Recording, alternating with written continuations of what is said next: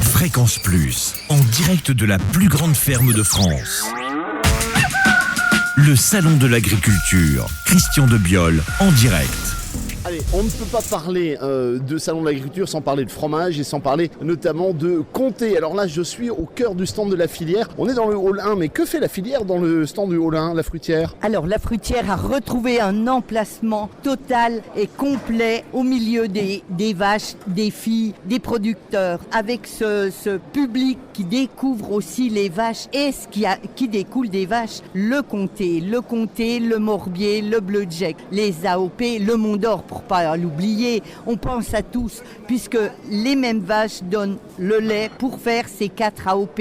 Alors concrètement, il y a du monde là pour servir. Ah, il y a du monde, on est une équipe, on s'entend à merveille, vous regardez sur Facebook et vous allez nous voir en action. Alors, juste une chose, je vois, il y a une cloche là, ça sert à quoi la cloche? Alors, chaque client qui passe sonne la cloche pour dire qu'il est servi et ça le promène dans les pâtures franc-comtoises. Allez, on va la faire sonner pour Fréquence Plus.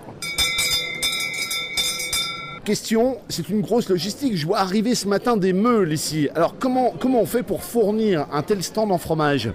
Comment on fait? On prend un bon petit camion qui arrive de rouler depuis les montagnes jurassiennes jusqu'à Paris. Un bon stock de plusieurs tonnes, pas loin de 7 tonnes de fromage. On commence par le compter, à peu près 120 meules cette année, puisqu'il y a quand même une grosse affluence vers les Montbéliardes. Et puis après, direction les petits bras, le tire-pale et on va au camion s'alimenter. Tous les matins?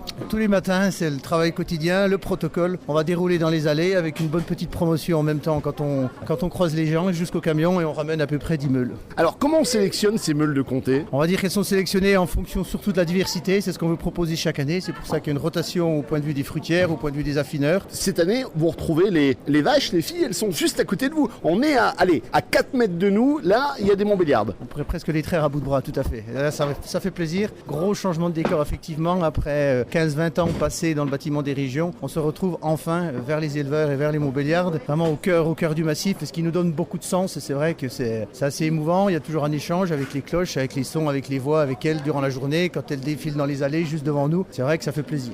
Et puis ils sont fiers les éleveurs, parce que le stand des Montbéliardes est juste à côté de vous, c'est le stand à côté, donc on voit beaucoup d'éleveurs sur ce stand. Tout à fait, c'est le gros point de cette année où c'est vraiment avec les gens du cru, les locaux, tous ceux de la filière, on les retrouve avec l'OS juste à côté de nous, donc il y a vraiment un échange permanent et ce n'est pas anodin d'avoir les éleveurs et aussi qu'eux voient que les fromages, que les AOP sont là, en particulier le comté, et que nous puissions échanger et faire vraiment le lien entre la Montbéliarde et le produit final.